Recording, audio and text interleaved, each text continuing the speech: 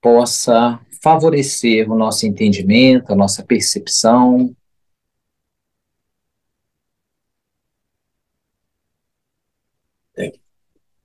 ampliando a nossa visão da vida dentro dessas sementes que vão nos ser dadas na manhã de hoje, a fim de que elas se tornem frutos saborosos. Isso é o que todos nós queremos, né? A gente recebe a semente, a gente tem a responsabilidade de cultivar, e depois teremos os frutos se cultivarmos de forma adequada.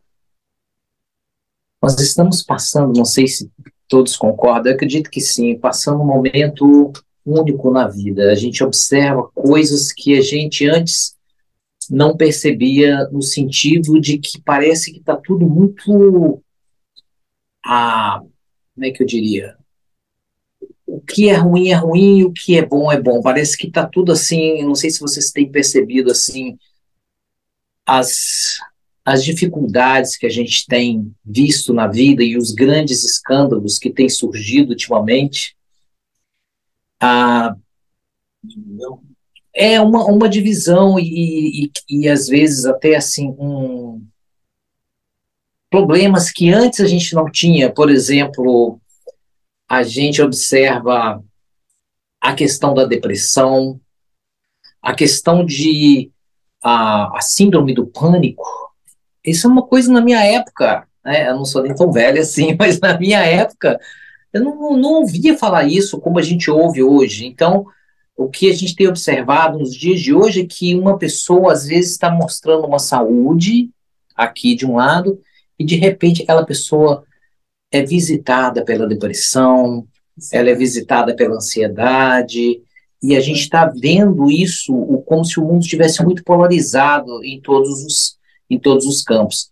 E também na área religiosa, quando a gente fala em sincretismo religioso e espiritismo, nós vamos tocar um pouco.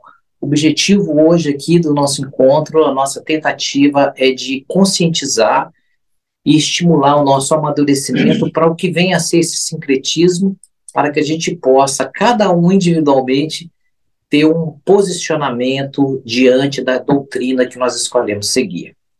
Então a gente observa, deixa eu ver isso aqui. Ok. Como é que diminui isso aqui, Wallace? Deve ter um jeito.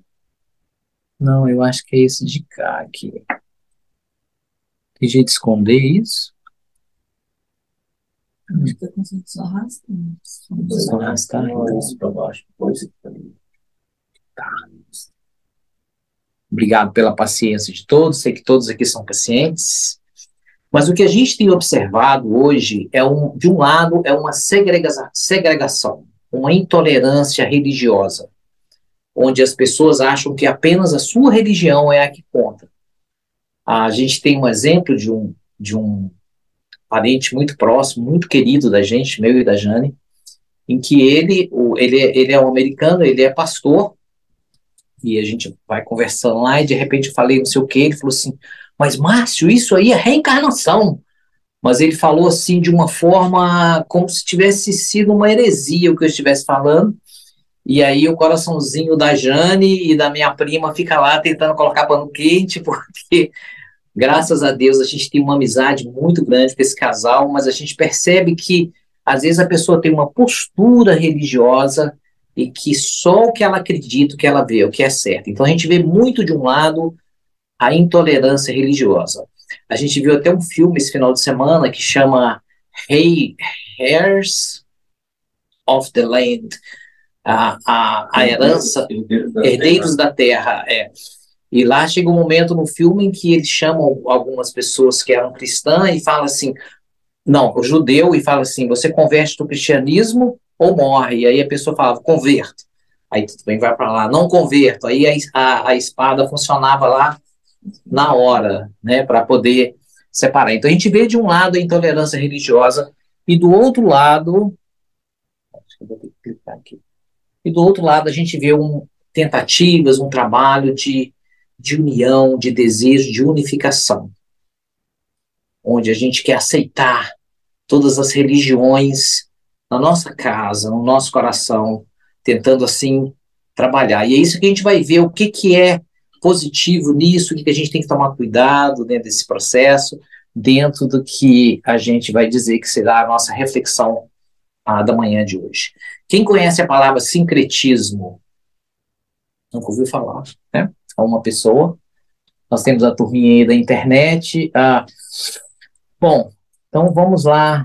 Sincretismo. O sincretismo religioso consiste na presença de um ritual, de uma ideia, uma organização, símbolos ou objetos artísticos originados de uma religião que são incorporados a outra. Então, há assim aquela miscigenação. E aqui uma outra visão também, a mesma forma, com outras palavras, o sincretismo religioso é um processo cultural que envolve a fusão de diferentes tradições, crenças e práticas para a formação de uma nova doutrina religiosa e expressões de cunho cultural e filosófico. Vocês conseguem perceber o que é o sincretismo, né? E a gente começa a pensar, será que é positivo? Será que não é? Né? E até onde que esse sincretismo é uma coisa benéfica e até onde que não é. Nós acreditamos, por exemplo, falando da Igreja Católica, que tem a hóstia, né? Que é o que é a hóstia? É o corpo do Cristo. Então, por mais que o catolicismo aceite outras religiões, vocês acham que ele vai mudar essa ideia do corpo do Cristo? Não. Então, os princípios fundamentais não deveriam, pelo menos não deveriam entrar. Então, é bom para a gente observando essas coisas. Então, aqui nós temos aqui um exemplo de um sincretismo, que é a lavagem do Bonfim, na Bahia. Já ouviram falar?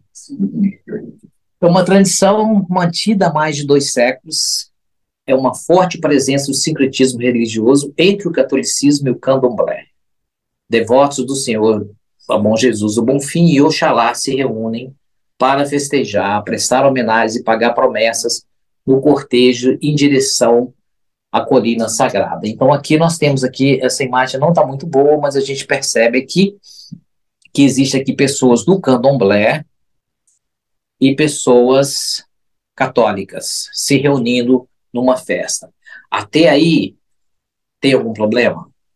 Nenhum. Então, toda vez que a gente se reúne com outras religiões com o fim de unificação, de comemoração, é muito bem-vindo. Lá em Belo Horizonte, o Hospital André Luiz, e eu tive a alegria de participar algumas vezes, fazia encontros no hospital, no salão do hospital, com pessoas de outras religiões. Então, tinha um evangélico, tinha um católico, tinha um espírita, e ali já era conhecido que cada um ia trazer, por exemplo, a caridade na visão espírita, na visão do evangélico, na visão da católica, que era uma discussão muito saudável, conduzida e ali trabalhada.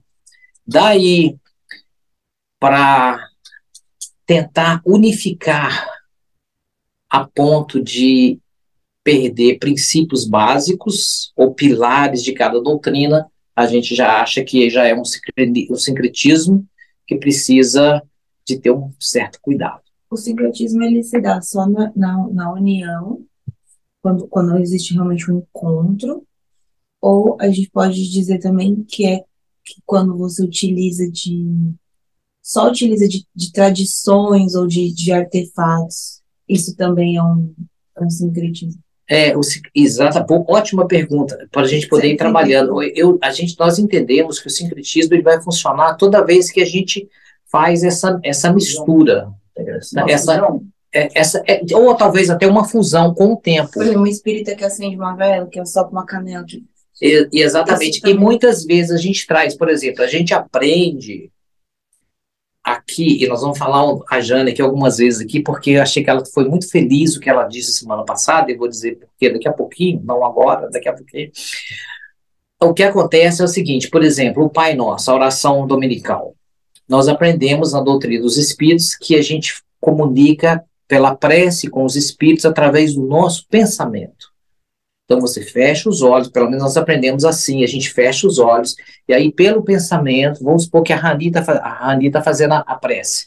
Então ela faz a prece e eu repito o que ela está falando verbalmente aqui. Mas muitos de nós aqui somos católicos e trazemos as nossas tradições, as nossas raízes. E aí, quando fala o Pai Nosso, aí vai todo mundo falar, não todo mundo, algumas pessoas falam de voz alta, enquanto outros ficam em silêncio e fazem em pensamento.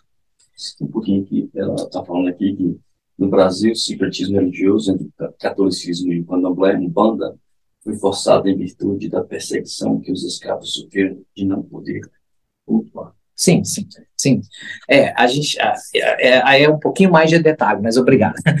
Mas, então, a gente estava falando mesmo Da oração. Da oração. da oração em voz alta. Então, não tem nenhum problema, desde que a gente sabe. Então, eu vou falar o que a Jane disse semana passada aqui, no finalzinho. Ela fez o quê? Ela distribuiu, não, nem todos que estavam aqui viram, ela distribuiu um diploma para as pessoas que fizeram todo o curso de estudo do Livro dos Médiuns. Ela deu um diplominha para cada um que estava aqui. Mas antes de distribuir, o que ela disse?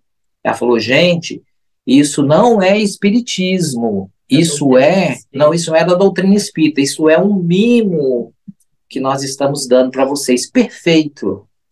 Porque o que ela tomou um pouquinho de cuidado e foi muito bem, não achar que a doutrina espírita se forma e recebe-se o diploma. Não, isso aí foi um mimo que ela foi falado e foi dito. Então, são essas coisas que a gente vai ver no decorrer do tempo que podem modificar a doutrina do nosso coração, fazendo com que ela pareça uma coisa totalmente diferente do que ela é.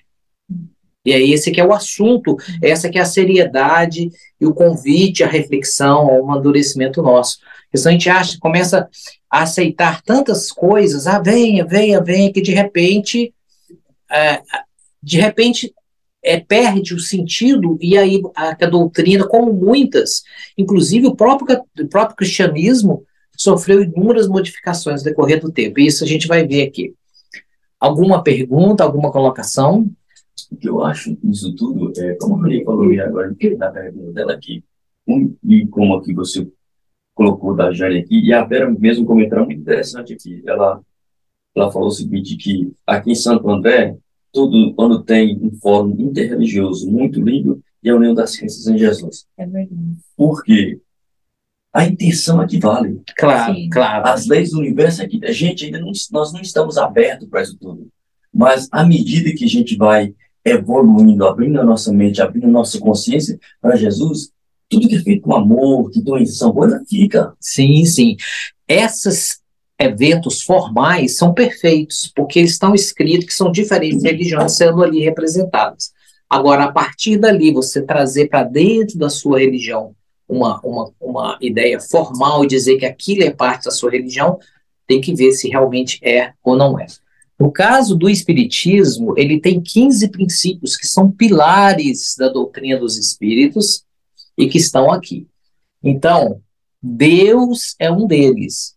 Deus é um princípio que existe no Espiritismo, existe em outras religiões cristãs e existe também em religiões não cristãs. É a crença de uma força maior e que criou o universo com tudo que o universo possui. Então, Jesus, ele existe dentro do Espiritismo, é um princípio da doutrina dos espíritos e também de outras religiões cristãs. Claro, se a religião não é cristã, ela tem outros representantes, mas que no caso não é Jesus.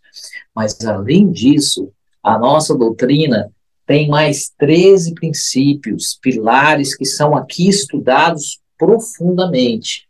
O espírito, a existência do espírito, de onde que a gente veio, para onde que a gente vai, qual a nossa natureza, o perispírito, dito por Paulo na Bíblia como corpo espiritual, né, que aqui é o corpo do espírito, a ideia da imortalidade da alma, né, da existência, a vida futura, o plano espiritual em detalhes, a reencarnação, pluralidade dos mundos, evolução, livre-arbítrio, causa e efeito, mediunidade, a influência dos espíritos em nossas vidas, a ação dos espíritos na natureza. Então, isso aqui faz parte dos pilares espíritas. Para a gente poder sentir que existem vários pilares ou princípios na doutrina e que fazem parte da doutrina espírita. Então, quando a gente se diz espírita, a gente tem que estar consciente de que a gente tem todos esses pilares aí. Uma responsabilidade maior entender que existem esses pilares para ser estudado, ou seja, né? Não? Com toda certeza. E aí a gente começa a pensar assim, que qualquer religião, e aí é exatamente esse cuidado que entre vamos abrir e receber todos aqui de outras religiões, e aonde que a gente vai manter a vigilância naquilo que a gente acredita. Nós tínhamos no nosso grupo de mocidade, nós recebemos lá a visita de uma pessoa que se considerava egiptóloga. Ele já tinha ido no Egito e conhecia bastante o Egito, e ele chegou lá e começou a falar para nós jovens, naquela época, que não tem muito tempo, não, brincadeira. Ele começou a falar do Egito, das pirâmides, e cada andar da pirâmide era um processo evolutivo nosso, relacionado com a reencarnação e tudo, e a gente gostou muito, convidamos de novo, ele veio outras vezes, e a gente gostou bastante que uma das pessoas, uma família, dois irmãos, Weber, Kleber, esqueci o nome da irmã deles, mas esses dois eram gêmeos. A tia deles era casada com o presidente do centro, a Regina, casada com o Valdemar. E nós gostamos tanto que falamos, Valdemar, leva esse cara aí na reunião pública do centro que ele dirigia, e aí o egiptólogo foi lá, apresentou uma vez, apresentou a segunda. Na conversa com o Valdemar, no final da reunião, ele falou, olha, Valdemar, realmente, obrigado que você tem gostado. Quando você conhecer um pouco melhor, você vai até fechar esse centro aqui, vai abrir um campo de egiptologia, porque egiptologia é o jeito de ser. Falou com uma pessoa tão sistemática, gente, que nunca mais voltou. Nunca mais foi convidado para participar. Então, a gente tem que tomar esse cuidado de que o fato de você abrir o seu coração para aqueles que vêm, a gente tem que prestar atenção se os nossos princípios estão sendo preservados.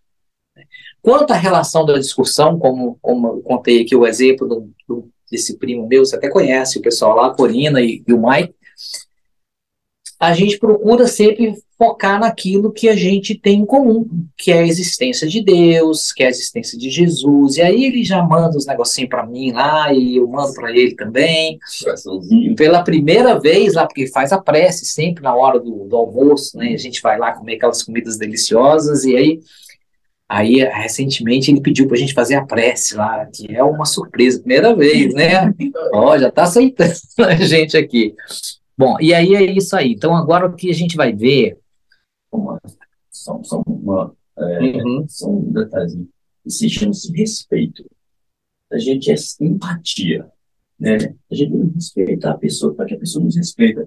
A gente tem que saber os limites de todo mundo. Claro. Então, aí, por exemplo, se um dos seus, aqueles 14 pilares lá, tem todas as religiões de uma forma falada diferente. Nós, seres humanos, estamos em crescimento. O que você colocou é um processo. Então, a gente tem que... Essa empatia, ela é cultivada. A gente fala tanto de empatia dentro do espiritismo para isso. A gente tem que respeitar onde que eu posso ir. Porque talvez a pessoa não está preparada para onde é que ela quer. É verdade. Desculpa. Não, está ótimo. O Haroldo Dutra, uma vez, na entrevista, ele falou que ele tem 2 grandes amigos desde novinho, que é um padre e um pastor evangélico, que cresceram, ele é palestrante espírita. Quando eles se encontram na casa dele, o ponto em comum é Deus e Jesus. Ninguém fala, porque reencarnação. Não, olha, por isso que eles conversam uma hora e não acaba mais. E tem assunto, Bom, então o que a gente vai fazer agora, nós vamos fazer uma viagem histórica nessas religiões antepassadas. Como são muitas, elas ocupariam bem mais tempo, então nós reservamos para ficar aqui até meia-noite, não, brincadeira. A gente vai fazer rápido, vai dar um flash, mas eu tenho uma ótima notícia. Esse livro que está aí na tela, Depois da Morte, Leon Denis, PDF está gratuito na internet. Então, cada país que a gente irá visitar aqui, A gente vai trazer de 3 a 5 parágrafos, e vamos passar um pouco rápido para a gente não sair muito fora do horário. Mas em cada um deles tem umas 3 ou 4 páginas, mais ou menos, no livro, e a gente está trazendo uns 3 ou 4 parágrafos. Então, alguns vocês vão falar assim, poxa, eu queria ouvir mais sobre esse ou sobre aquela doutrina, aí o livro está lá. Então, não é que a gente vai colocar o docinho na boca e tirar, não pode, e quem quiser, tá? O livro está disponível lá, depois da morte de Leon Denis. Ele é considerado o precursor de Kardec.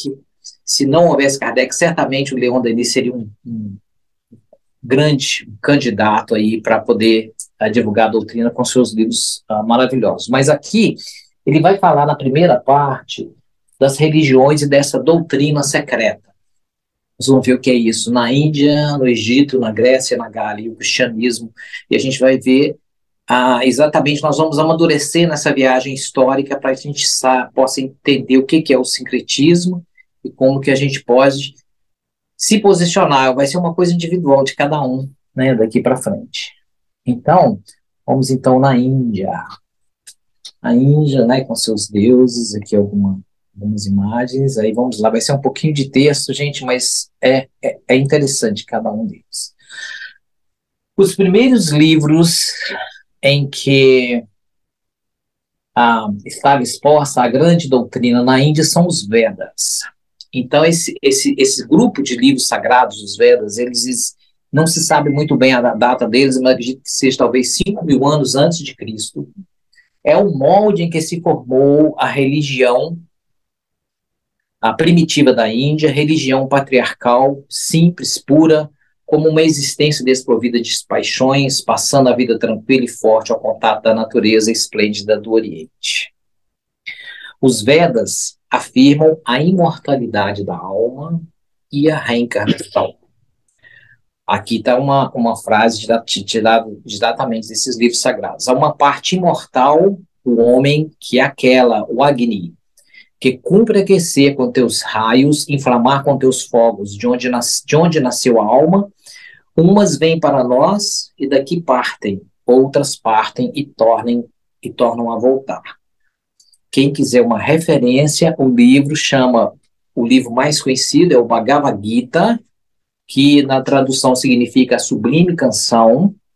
Não sei se esse aí está na internet, mas é um livro pequenininho, a gente vai ter orientação aí da doutrina.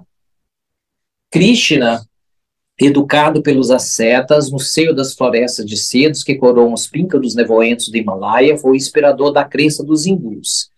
Essa grande figura aparece na história como o primeiro dos reformadores religiosos, os missionários divinos. Ele renovou as doutrinas védicas, apoiando-se sobre as ideias da imortalidade da alma, que é um dos princípios espíritas, de seus renascimentos sucessíveis. Selando a obra com seu próprio sangue, deixou à Terra esse legado, universo e vida, ideal superior que ele tem vivido durante milhares de anos. Krishna, rodeado por um certo número de discípulos, ia de cidade em cidade espalhar os seus ensinos. O corpo, ele dizia, é envoltório da alma, aí faz a sua morada, é uma coisa finita, porém a alma que o habita é invisível, imponderável e eterna. Então nós vamos encontrar aí na Índia princípios bem próximos da gente na sua base, né? Todo renascimento, feliz ou desgraçado, é consequência das obras praticadas nas vidas anteriores. Há, porém, um mistério maior para atingir a perfeição, cumpre conquistar a ciência da unidade que está acima de todos os conhecimentos. É preciso elevar-se ao ser divino que está acima da alma e da inteligência. Esse ser divino está também em cada um de nós. Então, nós vamos aí vendo aí a necessidade da transformação e da melhora. Sobre a comunicação dos espíritos. Muito tempo antes de se despojarem de seu envoltório mortal, as almas que só praticaram o bem adquirem a faculdade de conversar com as almas que a precederam na vida espiritual. Então, eles têm alguma coisa também com a comunicação dos espíritos. Revelei-vos os grandes segredos, agora o detalhe, não os digais, senão aqueles que as podem compreender. Sois os meus eleitos, vede o alvo, a multidão só descortina uma ponta do caminho. por essas palavras, a doutrina secreta estava fundada. Então, o detalhe dessas doutrinas é que elas não eram entregues para todas as pessoas, que faz até um certo sentido, porque as pessoas não tinham evolução própria para assimilar. Então, ela é feita nos templos, estudada nos templos, guardada muitas vezes a 7 chaves. Bom, Jesus com os discípulos também, né? Eles falavam tudo lá no Pedrão. É, Os discípulos eram mais claros, mas Jesus é por parábolas. Mas Jesus ainda foi bem mais, que ele ia na praça pública, né? Aqui é um pouquinho menos. Da doutrina inicial de Krishna surgiram professores e sacerdotes que se intitularam os Brahmanes. E aí, então, a gente vai ver o que aconteceu com o secretismo lá na Índia. Os Brahmanes iniciaram algumas modificações. Dividiram a sociedade em 3 classes e, pouco a pouco, tal organização degenerou em privilégios sacerdotais aristocráticos. A mulher livre e honrada nos tempos védicos tornou-se escrava, e dos filhos só soube fazer escravos, igualmente. A sociedade condensou-se num molde implacável, e a decadência da Índia foi a sua consequência inevitável. Petrificado em suas castas e seus dogmas, esse país teve um sono letárgico. Acordará ainda, para o futuro poderá dizer: os Brahmanes despiram toda a autoridade moral da doutrina de Krishna, envolvendo em formas grosseiras e materiais. Então, esse negócio de sincretismo, de união, é uma coisa muito pessoal, mas é uma coisa para nossa... Quando a gente estava estudando isso, estava pensando, é uma coisa de conscientização. A gente, assim, aquele negócio, tem um pastor que eu estava vendo ontem na televisão, esqueci o nome dele, Cláudio, ele é muito divertido, né? Ele estava falando, cuidado com quem que você traz na sua casa. Né? Eu entendi, assim, de uma forma mais ampla, vamos tomar cuidado conforme a gente cuida da nossa doutrina, do nosso princípio, porque, de repente, se a gente abrir certas coisas lá na frente, em nome dessa união, de tudo, a gente vai ver uma coisa completamente diferente. Eu vou contar uma coisa aqui, só para não ficar só na leitura, vai ter um pouco mais de leitura, fiquem pacientes aí, um desafio para todos. Lá na Flórida, tinha uma senhorinha que tinha um centro espírita, e aí com a Covid, ela fechou o centro, obviamente, né? E aí uma das pessoas que frequentava lá e que tinha acesso, que se apresentava como uma pessoa muito próxima, começou a fazer o centro funcionar sem ela saber. Só que abriu um centro de Umbanda, com as roupas brancas, com tudo lá que tinha e tudo. E aí, quando ela foi passar lá por perto, porque o local físico era uma propriedade da senhora, era dela. Ela tinha já pago a casa, a propriedade e tudo. Quando ela chegou lá, eles falaram, não, agora aqui é um centro de Umbanda, se ela quiser participar, a senhora pode, mas o centro é de Umbanda. E ela teve que entrar em contato com o Marcelo, lá da Federação Espírita da Flórida, para intervir, para ela recuperar. Polícia e tudo, né? Teve que ter polícia e tudo. Então, Mário, você entendeu, assim, a questão do sincretismo é um assunto interessante, a gente fala que bom que lá na Escada do Bonfim estão reunindo, ótimo, tudo formal, assim, lá no Hospital André Luiz também, mas tomar a gente um certo cuidado com o que a gente faz da doutrina dos espíritos. No livro Missionário, sabe? O Emanuel, ou André, né? André Luiz. O Chico Xavier, através dele, fala isso muito bom da formação das raças. Né? A Índia teve um papel, uma das raças mais, mas depois o orgulho e a vaidade do homem tomam frente. É o que a gente está vendo aqui. Exatamente. Vai acontecendo. E acontece em todas as raças grandes, que o homem e o orgulho, porque eles tinham tudo para dar certo, mas... É isso mesmo.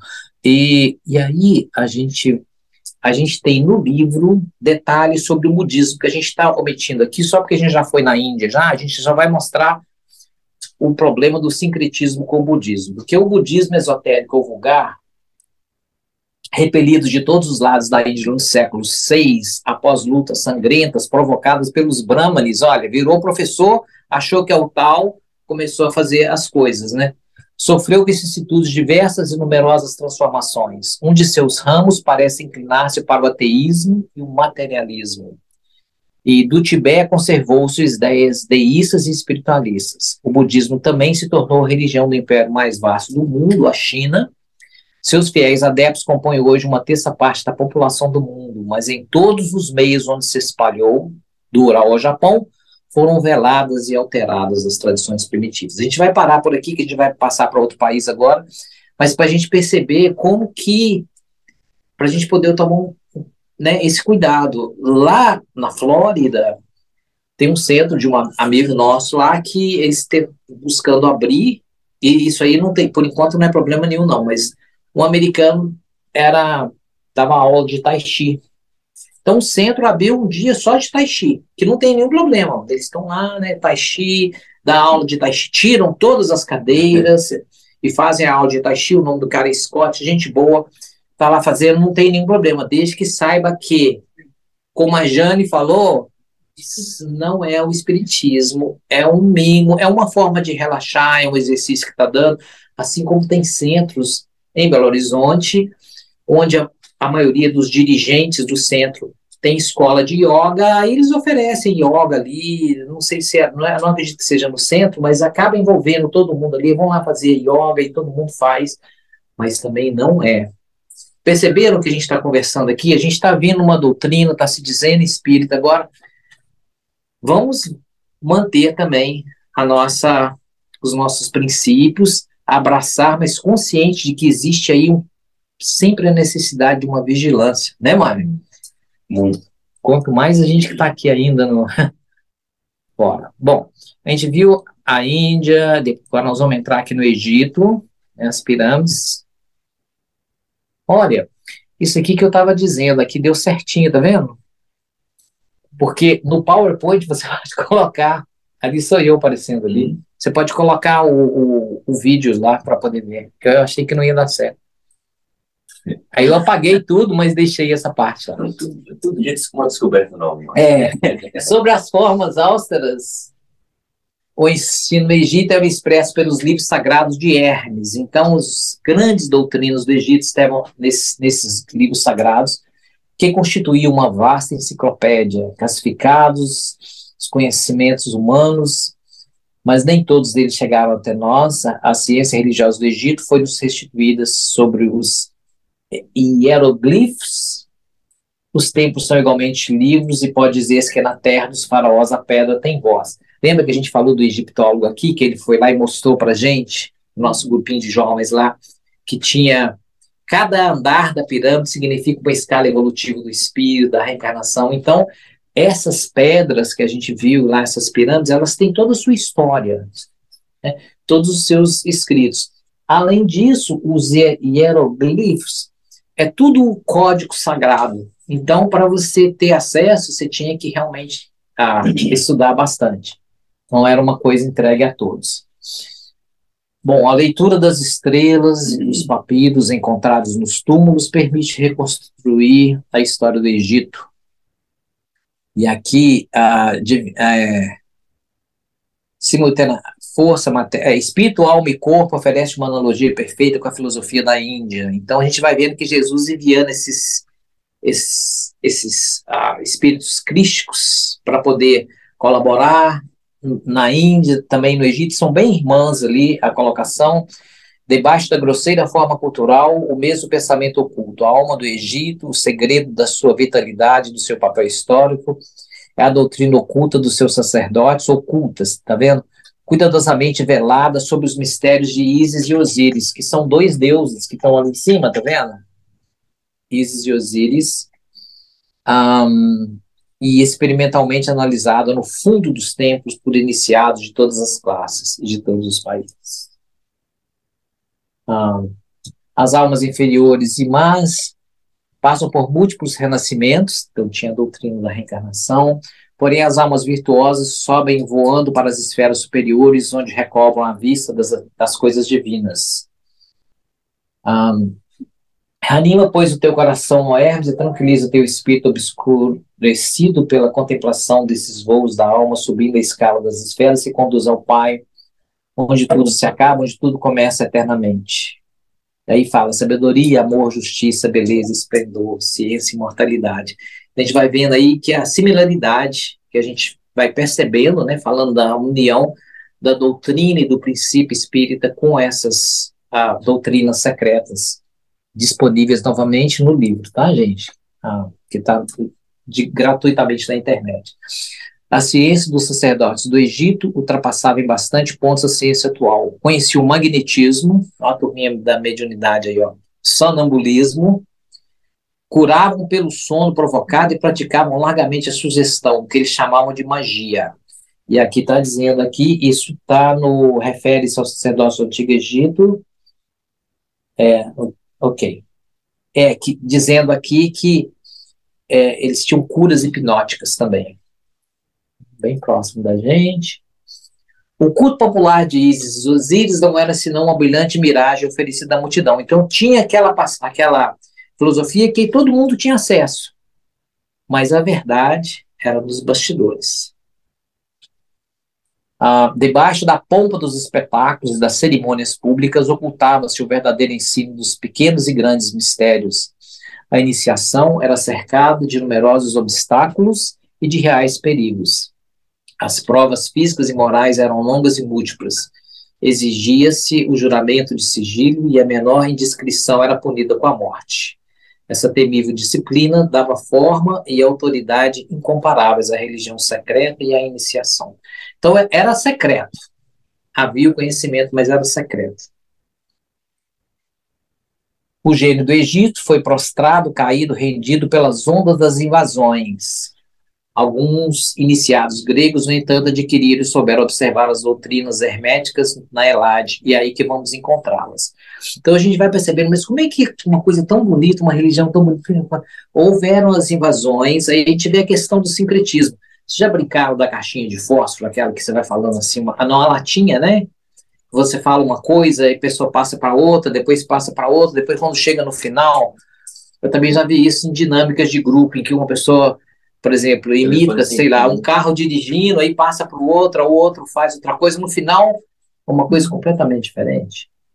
Então, isso aí é o que acontece muitas vezes com as doutrinas, com as invasões, com as miscigenações, que a pessoa começa a modificar. Acreditem ou não, o Raul fala que tem alguns países aí, ele falou mais especificamente da Europa, em que a pessoa, ao traduzir o Livro dos Espíritos, ela tirou 500 perguntas do Livro dos Espíritos, ela falou assim, não precisa não, é muita coisa.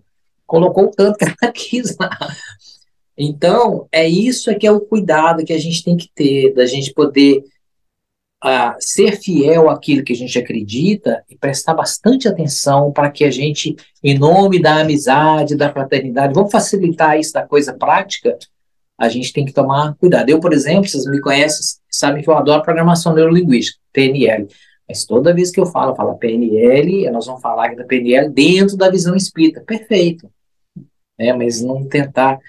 Na verdade, muitas pessoas chegam adentro da doutrina e querem trazer os seus conhecimentos. O Divaldo fala, a pessoa às vezes formou em psicologia, aí chega no centro e fala assim, eu sou psicólogo, eu entendo de criança, eu vou cuidar das crianças aqui, porque eu sou formada. O Divaldo fala, não, aqui é um pouquinho diferente.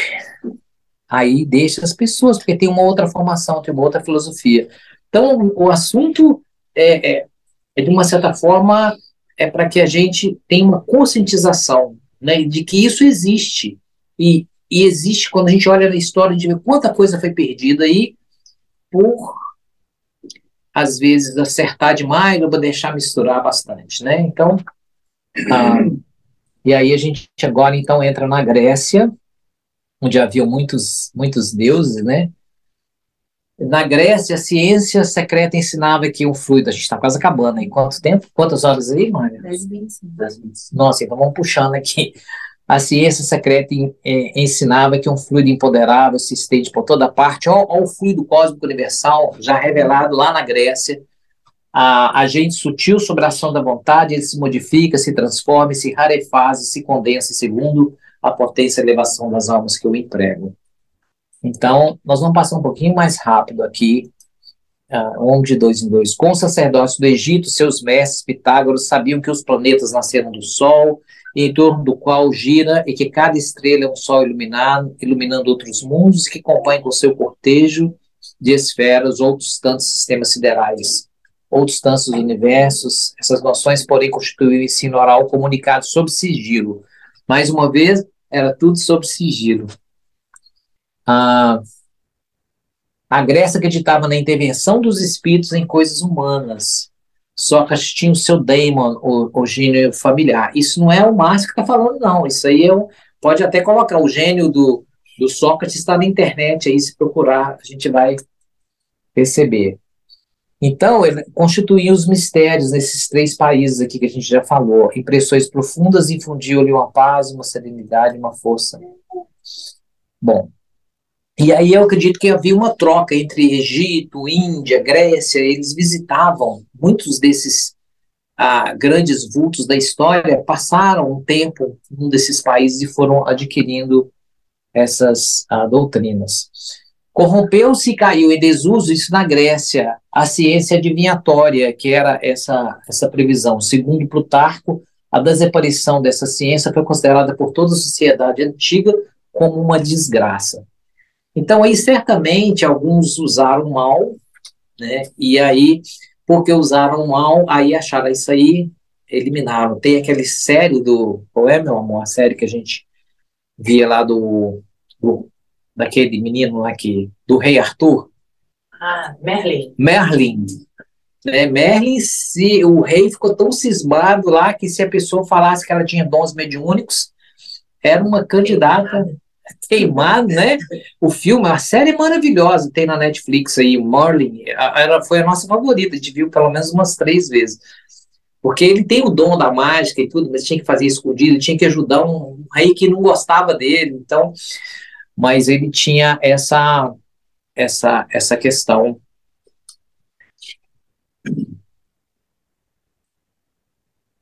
A doutrina secreta, mãe das religiões e das filosofias, reveste aparências diversas no correr das idades, mas sua base permanece imutável em toda parte.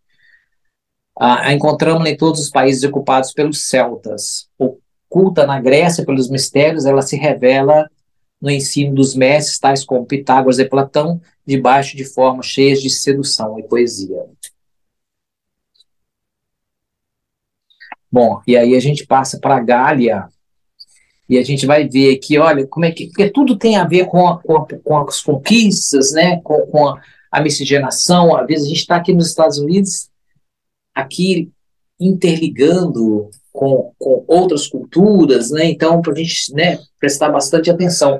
Aqui, acredito que eles chamam desse país chamado Céltica, há um tempo bem atrás aqui, e depois, aos poucos, a gente vê que a Gália foi conquistando, até que chegou um determinado momento, tudo se tornou Gália. Hoje, se a gente for ver na doutrina dos Espíritos, a gente vai dizer que a Gália é a parte do norte da Itália, que aqui a gente ali vai estar a França no laranjado, e aquele mais quase vermelho ali, a Alemanha. Né? Então, a gente vai vendo como vai modificando as culturas e vai desenvolvendo. Mas ali, quando a Índia já andava, as caças estavam estacionadas em limites infranqueáveis, as instituições gaulesas tinham por base a igualdade de todos, comunidade dos bens e direitos. Nenhum dos outros povos na Europa teve no mesmo grau o sentimento profundo de imortalidade, da justiça e da liberdade. E aqui fala, né, Kardec foi um druida, os druidas comunicavam-se com o mundo invisível, 1000 testemunhas o atestam, os recintos de pedra evocavam os mortos.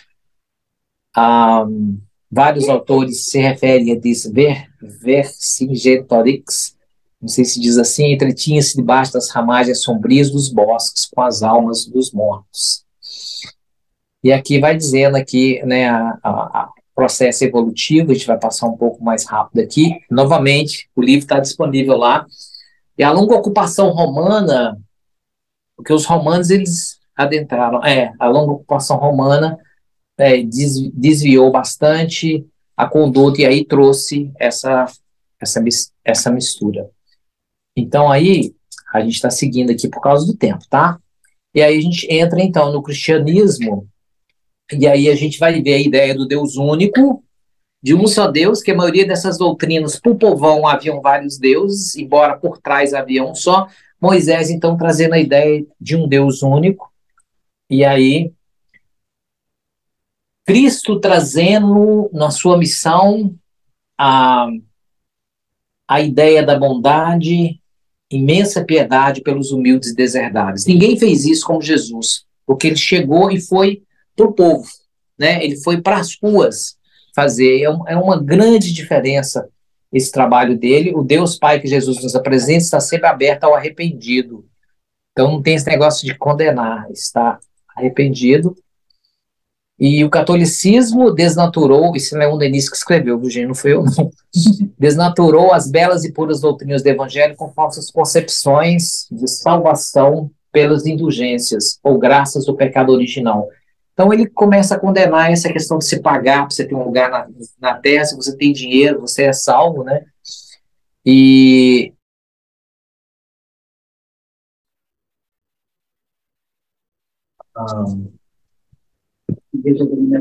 a igreja dominou o mundo pelo terror, pela ameaça, por suplício. Aí a gente tem a questão do que a gente estava comentando dos filmes aqui, né? Jesus queria reinar pelo amor e pela caridade. Armou uns povos se armaram contra os outros numa perseguição sistemática, escorrer rios de sangue. Contudo, no cristianismo primitivo, sente-se perfeitamente acentuado o seu cunho. Então, para a gente fechar aqui, a gente vai ver que Jesus, por João Batista, ele antes de Jesus chegar, João Batista anuncia, vai vir aí aquele que vai realmente nos ajudar. E aí, lá de cima, a doutrina dos espíritos, religião, filosofia e ciência vai nos apontar para o Cristo. E aí vem, então, a nossa reflexão. E a gente fecha dizendo que o Espiritismo não será a religião do futuro. O Espiritismo não precisa dizer, o Espiritismo, agora todo mundo vai ser espírita. Não, não é isso. Mas o Espiritismo será o futuro das religiões, porque esses princípios, Deus, Espírito, Perispírito, reencarnação, são leis universais.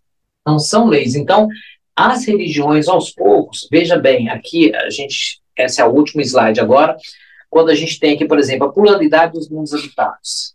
Né? O Espiritismo acredita que os mundos são habitados. Então, quando a ciência inicia esse processo, que já está bem próximo da comunicação com os ETs e com tudo, e isso aí foi uma coisa comprovada da ciência, as religiões então vão dizer, ok, vai ter que incorporar, porque se a ciência provou, e ciência é o estudo dos fatos, já provou que é, então assim será, mas não precisa dizer que, por exemplo, vamos supor que o catolicismo resolve acreditar que existem outros mundos habitados, porque a ciência provou. Não precisa dizer que o catolicismo agora é espiritismo. Não, o catolicismo incorporará as leis de Deus com o tempo, não só o catolicismo, como o cristianismo. Bom, então é isso aí, eu agradeço a todos, eu sabia que esses textos iam ser um pouco longo, mas parabéns pela paciência e que Deus nos abençoe.